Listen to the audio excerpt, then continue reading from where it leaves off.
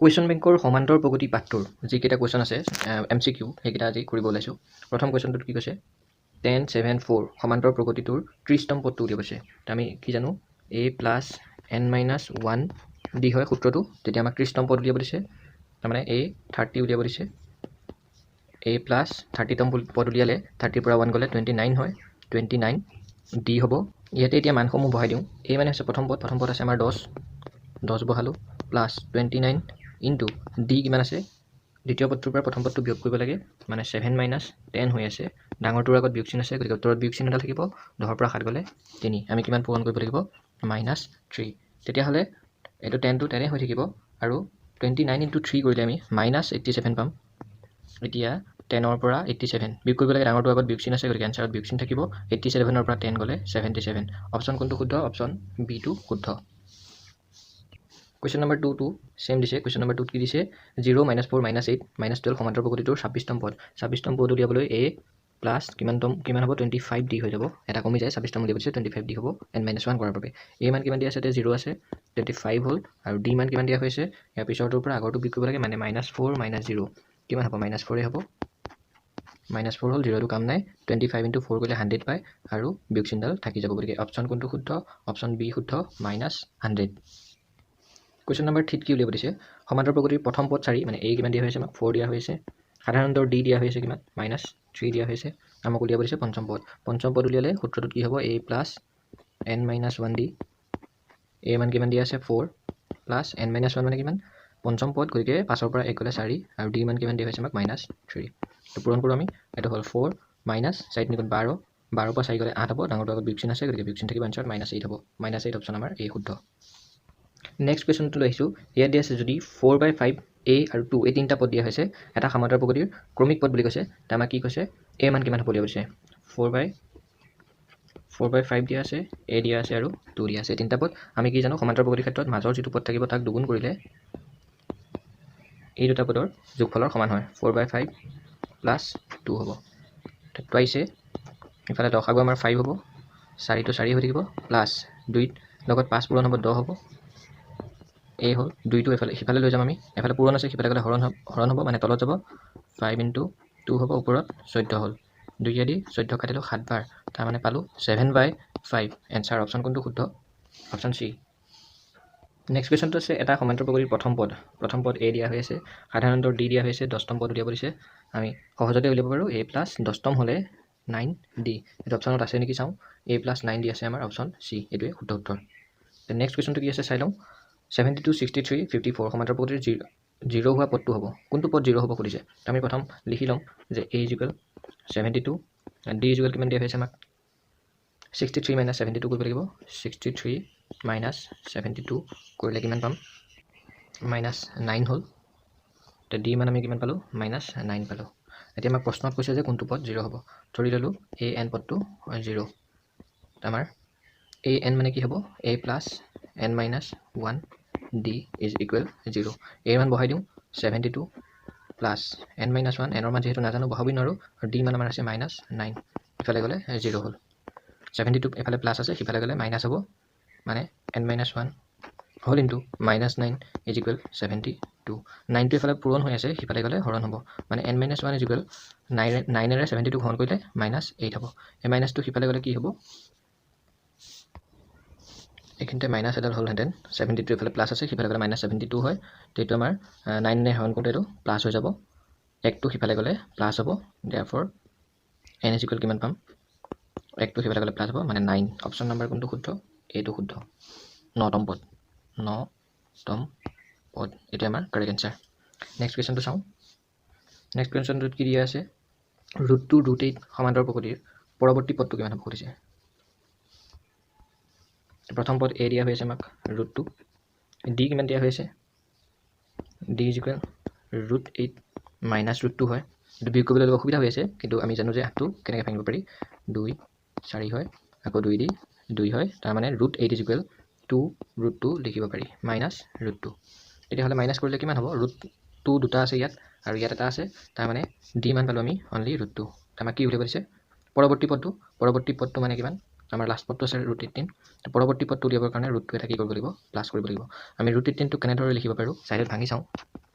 2 দি 9 বাৰ যায় 3 দি 3 বাৰ 3 দুবাৰ আছে গতিকে এটা 3 ওলাই আহিব এটা ৰুটটো ভিতৰত থাকিব প্লাছ ৰুট 2 তাৰ মানে কিমান হ'ল ইয়াত আছে 3টা ইয়াত এটা আছে তাৰ মানে 4 ৰুট 2 হ'ল আমি যদি ভিতৰত সোমাই দিওঁ এনসাৰ যেহেতু বৰ্গমূলৰ ভিতৰত আছে গতিকে 4টো ভিতৰত সোমাই দিলে 16 হ'ব আৰু 2 পূৰণ হ'ব 16 দুগুণ কিমান 32 ৰুট 32 অপশ্যন কোনটো শুদ্ধ অপশ্যন এইটো শুদ্ধ 4 নম্বৰ কুৱেশ্যনটো ৰৈ গৈছিল ইয়াৰে প্ৰথম পদটো দিয়া হৈ আছে a ইকুৱেল -5 দিয়া হৈ আছে আৰু d ইকুৱেল আমাক 6 দিয়া হৈ আছে তেন্তে হ'লে 21 নম্বৰ উলিয়াব দিছে মানে a21 উলিয়াব দিছে আমি জানো a21 টো কেনেকৈ লিখিব পাৰি a + 20d বুলি লিখিব পাৰি তেতিয়া a মান বহাই দিওঁ -5 + 20 * d মান আছে আমাৰ 6 -5 প্লাছ 2 20 6 পূৰণ কৰিলে 120 হ'ব 120 পৰা 5 গ'লে 115 অপশ্যন কোনটো শুদ্ধ হ'ব তেতিয়াহ'লে 115 আমাৰ অপশ্যন নম্বৰ চি শুদ্ধ উত্তৰ নেক্সট কি আছে কুৱেশ্যন নম্বৰ 6 আছে √27 √48 √75 সমান্তৰ প্ৰকৃতিৰ পৰৱৰ্তী পদটো কিমান হ'ব সেইটো তোমালোকে নিজেই কৰি চাবা 5 নম্বৰটো যেনেকৈ কৰিছিলোঁ চেম প্ৰচেছ ভাঙি কৰি গ'লেই হ'ল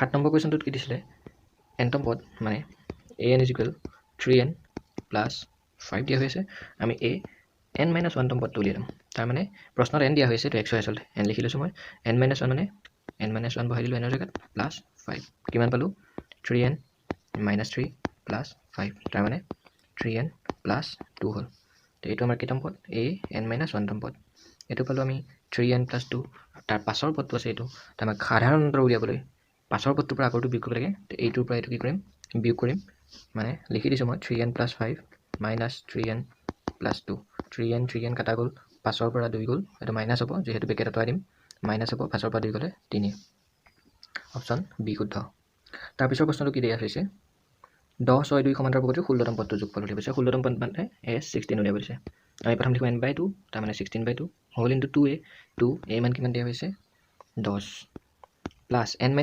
n-1 মানে 16 বিয়োগ 1 তাৰ মানে 15 আৰু d মান কিমান হ'ব 6ৰ পৰা 10 বিয়োগ কৰিম -4 কিমান হ'ব চাওঁ 16 2 এখন কৰি 8 পালোঁ ইয়াত 2 10 গুণ 20 হ'ল -15 4 গুণ কিমান হ'ব 60 8 পূৰণ 60 পৰা 20 গ'লে -40 হ'ব 8 আৰু -40 পূৰণ কৰিলে -320 তে দেখাতে গম পায় মাইনাছত ওলাব কাৰণ 10 আছিলে 6 হৈছে 2 হৈছে কমি গৈ আছে ইফালে সংখ্যাবোৰ মাইনাছত ওলাব মাইনাছৰ সংখ্যাবিলাক বেছি হ'ব সেইকাৰণে আমাৰ এনসাৰটো মাইনাছতে ওলাব তো অপশ্যন কোনটো শুদ্ধ পালোঁ আমি অপশ্যন বিটো শুদ্ধ পালোঁ -320 ঠিক আছে নেক্সট কুৱেশ্যনটো আগবাঢ়োঁ 3 7 11 15 সমান্তৰ প্ৰকৃতিৰ কিমান সংখ্যক পদৰ যোগফল 406 হ'ব তো ইয়াতে আমি প্ৰথম লিখি লওঁ কথাবিলাক তো a কিমান দিয়া হৈছে আমাক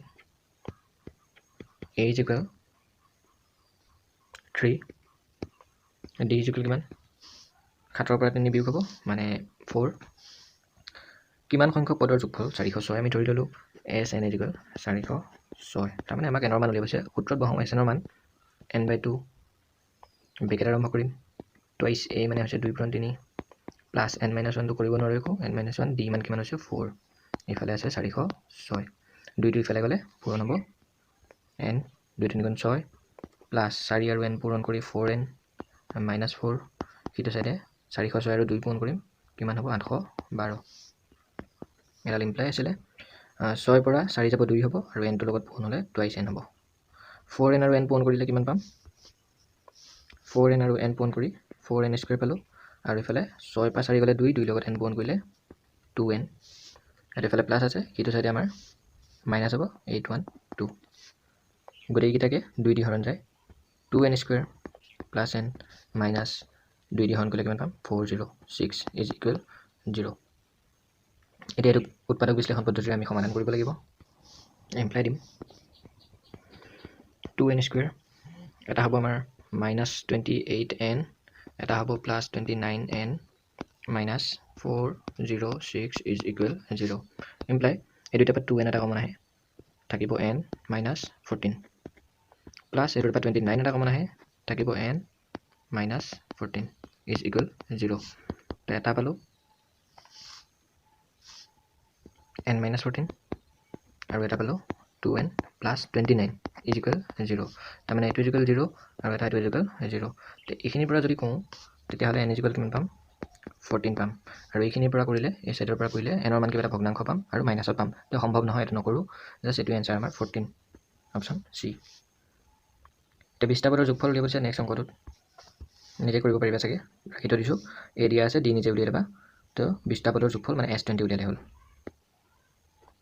নেক্সট কুৱেশ্যন আহিল √2 √8 √18 √13 সমান্তৰাল পদ্ধতিৰ nটা পদৰ যোগফল উলিয়াব কৈছে nটা পদৰ যোগফল কিমান হ'ব Sn = n/2 2a a মান কিমান √2 প্লাছ n - 1 টো হৈ থাকিব তেনেকৈ n - 1 d কিমান এবাৰ উলিয়াই দেখা দিওঁ √8 - √2 হ'ব √8 মানে 2 √2 - √2 তাৰ মানে √2 এইটো হৈছে আমাৰ d d জেগাত আমি কি পাম √2 পাম